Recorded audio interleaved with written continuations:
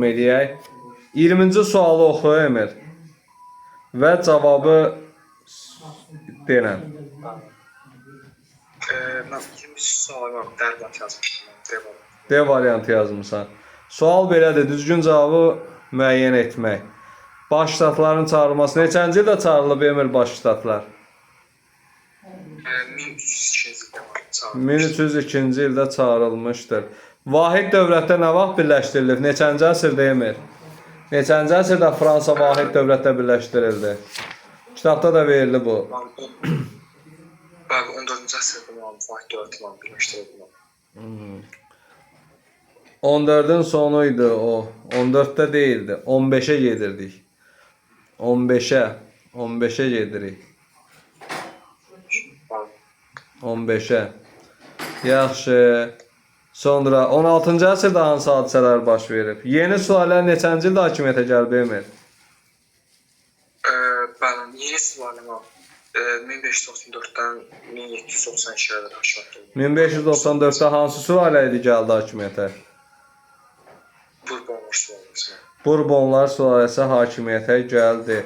Yaxşı, mütləq monarxiyanın mövcud olması bu zaten də bu şəraitdə idi. Yaxşı, İngiltərə ilə ağır şərtlərlə müqavilə bağlayırıq. Ağır şərtlərlə. Bu neçənci ilə təsadüf eləyir? Hansı ilə? Poitiers döyüşü olmuşlar 1356-cı ildə. 1356-cı ildə. Yaxşı, bundan başqa baş verən hansı Poitiers döyüşünü tanıyırsan və döyüşün nəticəsi nədir? 732-ci ildə baş verən Poitiers döyüşü var idi. O döyüşdə əsasən Franklar qalib gəlmişlər, ərəblər məğlub edilmişlər və ərəblərin yenə Avropaya irəliləyişinin qarşısı alınmışdır. Avropaya irəliləməsinin qarşısı alınmışdır. 21-ə bax, daha gec baş vermişdir. Bütün hər birinin iri əsri nədirsə, onları de, ondan sonra isə cavabı de.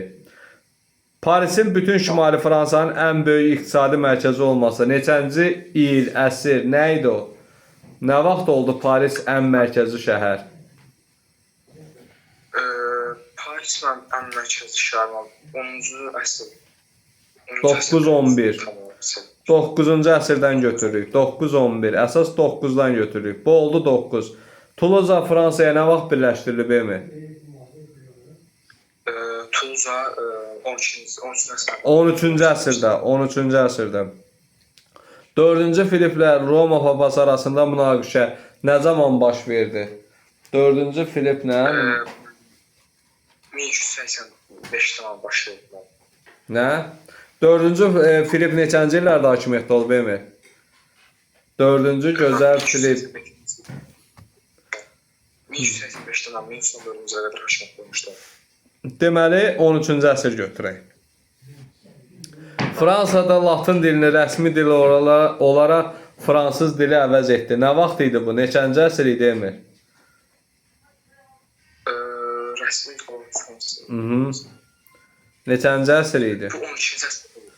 Aha, Fransa vahid dövlətdə birləşdirilməsi başa çatdı. Neçənci əsr idi?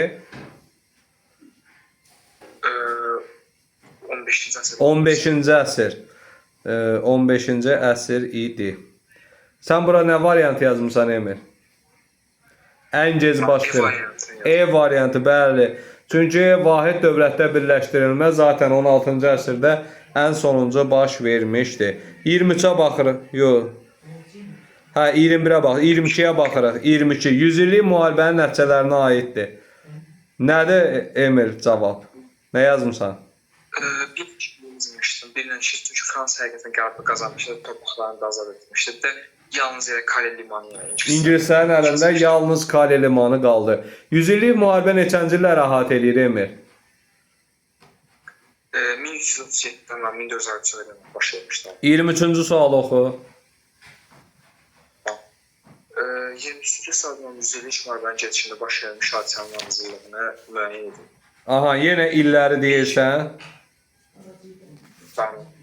İlk öncə biri olacaq, çünki Fransa ilə İngiltərə ağır şərtlər üstü bağlamışdı. 1356-cı ildə bağlamışdı. Aha, 1356 bağladı. Sonra? Bizim Avropada qara ölüm epidemiyasının yayılması bu 1308-ci ildə oldu. baş vermişdi. Aha. 1358-də Jaklar üsyanları eyni olub, qara ölüm epidemiyası Emil. Eyni ildə idi. Eyni ildə idi. Vəba idi da, yəni vəba epidemiyası. Sadəcə bunu belə deyim, eyni il götürmə, çünki 14-cü yüzilliyin əvvəlindən götür. Onda cavab daha doğru olacaq. Fransızların ilk böyük qələbə qazanması nə vaxtda təsadüf edir Emil? Bəli. 1429-cu ildə idi. Aha, ilk böyük qələbəsi. Burada hansı şəhər azad edib Emil? 1429-da hansı şəhər azad olundu? Orlean şəhərindən azad edildi. Bəli, Orlean şəhərini ilk dəfə azad elədilər. Yaxşı, Janna d'Arc neçənci ildə edam edilib Emil? 1430-cu ildə mən edam edildi. Aha, 1430-cu ildə edam edildi. Yaxşı, kral qoşununun baş komandanın səlahiyyətlərinin artırılması nə vaxt baş verdi bu hadisə? Mən bu söhbət 15-ci əsrdə olmuşdu. 15-ci əsrin sonlarına doğru belə götürək. Tamam. Burada cavabı nə yazmısan? 1, 3, 4, 2, 5 var. 1, 4, 3, 2, 5. Tamamilə doğru. Yaxşı, baxırıq. 24-cü suala bax Emil. Sualda nə deyir sualın şərtində yenə? Bəli. 24-cü sualda mən Fransa tarixinə aid xronoloji abzası müəyyən edib. İlk dəfə başlatlar neçənci ildə çağırılıb Emil? 1302-ci ildə mən çağırılmışdım. Azincourt döyüşü neçənci ildə baş verib?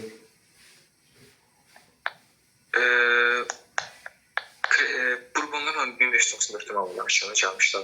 Yox, mən Azincourt'u soruşuram. Eləcə öz yanımdan soruşuram. Azincourt döyüşü neçənci ildə olub? Bəli. 1415-ci ildə. 1415-ci ildə. Aha, Burbonlar 1594-də gəldi. Kral 4-cü Gözəl Filip neçənci ildə hakimiyyətdə olub Emil? Mən 1285-ci ildən 1314-cü ilə qədər mən hakimiyyətdə. Yaxşı, 100 illik müharibədə Fransanın ağır şərtlərlə sülh bağlaması. Fransa nə vaxt ağır şərtlərlə sülh bağladı? Hansı döyüşdən sonra? Poitiers döyüşündən sonra. Poitiers döyüşündən sonra olmuşdu. Yaxşı, ilk dəfə baş verən hansı Poitiers döyüşünü tanıyırsan? Neçənci ildə baş verib? 732-ci ildə mən baş verən Poitiers döyüşü var idi. O da ərəblərlə franklar arasında olmuşdu. Franklar qələbə qazanmışlar. Ərəblər üçün bu döyüşün nəticəsi nə olub Emil? Ərəblər yəni Avropaya irəliləyə bilmədilər. Avropaya irəliləməsinin qarşısı tamamilə alındı. Və bununla da Avropa belə deyək ki, işğallardan qurtuldu. 25-ci sualı, indi burada hakimiyyətdə olan və döyüş ordusuna başçılıq edən şəxslərə aid olanları seçməlisən. Seç, de. Mən 4-cü Gözəl Filipə aid olan ordular. Hansılardır? Avanya olacaq. Çünki Rom papası ilə mübarizədə qalıb gəlmişdi. Sonra? Bir də mən B-də Fransanın vahid dövləti birləşdirilməsi prosesini başa çatdırmışdı.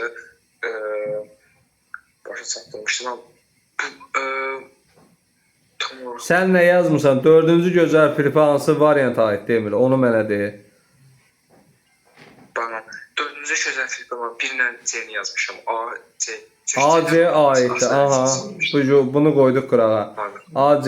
Janna d'Arc hansı aiddir? Mən ancaq D variantı uyğun gəlir. Çünki 100 illik müharibədə Orlean şəhərinin mühasirəsindən azad edilmişdi. Bəli, Orlean şəhərini tək başına azad eləyib. Aha, buna da D variantı uyğun gəldi. Bəs 11-ci Ludovikə? Ona da yazmışam ki, Fransanın vahid dövləti birləşdirilməsinin prosesi başa çatdırılmışdı. Xeyr, başa çatdırmayıb. Yox, gələcək çünki rəqiblərin bir-birə Bəli, onları bir-birinə qırdırmaqla bu vəziyyətdən istifadə eləmişdi. Və onları bir-birinə qırdırıb həmin rəqiblərin zəif cəhətindən faydalanmışdı, belə deyək. Deməli, burada B variantı heç birinə aid olmur, Emil. B variantı niyə aid olmur? Vahid dövlətdə birləşdirilməsi 16-cı əsrdir. Yəni, belə götürək, tamamilə. Tam birləşməsi. Amma belə 15-ci əsrdə addımlar atılıb. Yaxşı. Əsas da bunu eləyəcək Burbonlar sülaləsi, belə deyək. Çünki Fransada parçalanma dövrü davam edir, Kalvinistlər gəlir, ölkənin belə deyək ki, aləmləri qatırlar bir-birinə və bütün bu problemlər şəraitində birləşmə prosesi uzanır. 15-ci yüzilliyin sonu göstərir kitabda. İndi mən sənə onu da izah edeyim. 15-ci yüzilliyin sonu deyəndə 11-ci Ludovikin hakimiyyət ilindən götürə bilmərik. Niyə? Bax, 11-ci Ludovikin hakimiyyət illərini denən Emil, neçənci illərdə hakimiyyətdə olub? 1461-ci ildə 1483-cü ildə qədər. Aha, 83-ə qədər. Bizdə də deyir ki, bax, burada nə deyir? Fransanın vahid dövlətə birləşdirməsi prosesini başa çatdırmışdı. Yəni, başa çatdırıb tamamilə. Gəl baxaq. Burada bir dənə problem nə idi? Problem ondan ibarət idi ki, bu adam 1483-ə, belə deyək ki, 1483-ə qədər hakimiyyətdə olub. Amma kitabda xronologiyada nə verir? Deyir ki, 15-ci əsrin sonu deyəndə 90-cı illər nəzərdə tutulur. Yəni 90-99.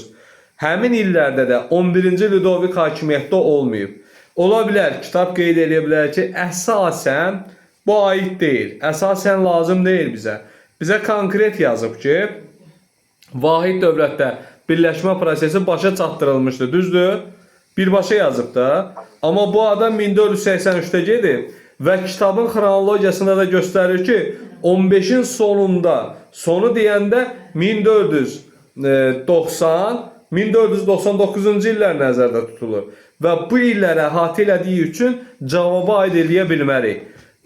Hər hansısa bir variant olsun, cavab uyğun gəlir, bunu götürək, o da lazım deyil. Bizə nə lazımdır? Dəqiq cavab. Və burada mütləq şəkildə dəqiq cavabımız 11-ci Ludovikə aid deyil. Yəni, bunu yadında saxla. Nə soruşulsa 11-ci Ludovik hakimiyyət ilini özün dedin. 1461-1483 düzdür. Əgər biz bu illəri götürürüksə, o zaman 15-in sonunu nəzərdə tutanda bu 1490-99 eləyir və 1490-dan 83-də bu ölüb, hələ arasında 7 il fərq var. Deməli 11-ci Ludoviki ölkənin belə deyək də tam birləşmə formasına görə götürə bilmirik. Bunu yadda saxlayırıq. Oldu əzizim. Sonra Emil, gələcək mövzumuz nədir? Növbəti dərsdə mövzumuz olacaq İngiltərə 11-16-cı yüzillik. Bax, bugün Fransanın içində 100 illik müharibədə İngiltərədən bəhs elədik. Düzdür? Ən böyük mövzusu nə idi? 1337-1453-cü illər. 100 illik müharibə çərçivəsində zaten ingilislər haqqında məlumat almışıq. İndi daxildə İngiltərənin idarə edilmə forması və bir-birini əvəz edən hökmdarlar. Başa düşdün əzizim? Bunlar haqqında geniş məlumatlar alacaq. Yaxşı, sənə bir dənə maraqlı sual verim. Hastings döyüşü neçənci ildə baş verib Emir? Mən 1066-cı ildə başlamışdım. Bəli, Wilhelm tərəfindən baş verib. Deməli, növbəti dərsimiz bildiyimiz kimi İngiltərə olacaq. İngiltərə ilə zaten Fransanın daxilində 100 illik müharibə şəraitində tanış oldu. Amma sonra İngiltərədə iki böyük sülalənin müharibəsi olacaq. Nədir bu müharibə? Onu da oxuyacaqsan. Al və Ağ Qızılgül müharibələri. Yəni, Al Qızılgül, Ağ Qızılgül müharibəsi kimi başlığı altında olacaq və o mövzunu da oxuyacaqsam çox gözəl mövzudur və belə deyim, Çar Rusiyasını biz keçəndə dedik, 2-ci Yekaterina Çar Rusiyasının bəlkə də qadın lider olaraq ən mükəmməl şəhzadəsi olub, kraliçası olub, düzdür? İndi biz onu 1-ci Yelizaveta haqqında deyəcəyik. İngiltərədə qadın hakimiyyətdə olan qadındır və onun hakimiyyəti İngiltərə tarixinin qızıl dövrü adlanır. Yəni, çox güclü siyasi istedadı olub. Necə 2-ci Yekaterina, bildin, Çar Rusiyasında 2-ci Yekaterina, İngiltərədə 1-ci Yelizaveta. Yəni, bu haqda qarşılaşdırma ilə sənə eləyirəm ki, müəyyən məlumatların olsun və dərsi oxuyanda daha yaxşı başa düşəsən. Emil, hələlik məncə dərsi yekunlaşdırmaq problem deyil sənə. Gecən xeyrə qalsın. İnanıram ki, gələn dərsimizdə də daha çox çalışasan, daha yaxşı